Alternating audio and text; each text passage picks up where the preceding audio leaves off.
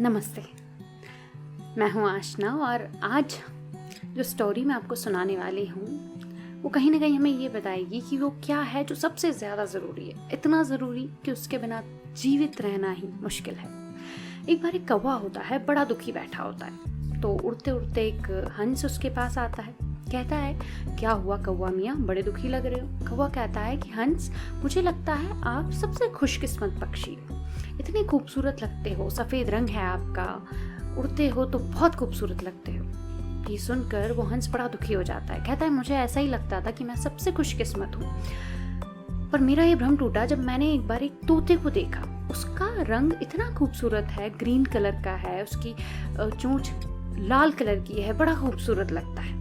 तो कौवा उड़ते उड़ते तोते के पास जाता है, तोते से पूछता है, तो तोता कहता है मुझे भी ऐसा ही लगता था, मैं सबसे खुशकिस्मत हूँ जब तक मैंने मोर को नहीं देखा।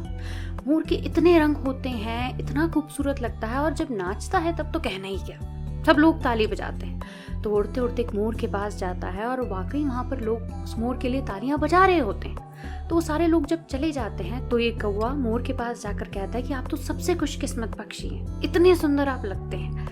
तो ये मोर कहता है मुझे भी ऐसा ही लगता था तब तक जब तक मैंने एक कौवे को नहीं देखा। मैं देख रहा था आसमान में अपनी मर्जी से उड़ रहा था, मेरी तो ये खूबसूरती ही मेरा बंधन बन गई है।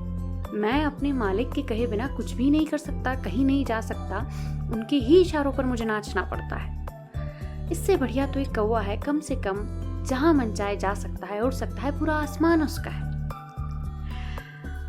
आजादी का मतलब ये पशु पक्षी भी समझते हैं और हम इंसान गाने ही ऐसे बना लेते हैं। ये बंधन तो प्यार का बंधन है। एक बड़ी ही अच्छी लाइन है आचार्य प्रशांत की, प्रेम पंख देता है, पिंजरा नहीं। और अभी आपने हाल ही में कुछ ही वक्त पहले एक न्यूज़ भी आई थी जिसमें एक लेपर्ड और एक कुत्ता एक बाथरूम में बंद हो गए थे। वो अपनी आज़ादी को लेकर इतने सेंसिटिव होते हैं कि इसी वजह से उस लेपर्ड ने उस कुत्ते को खाया भी नहीं।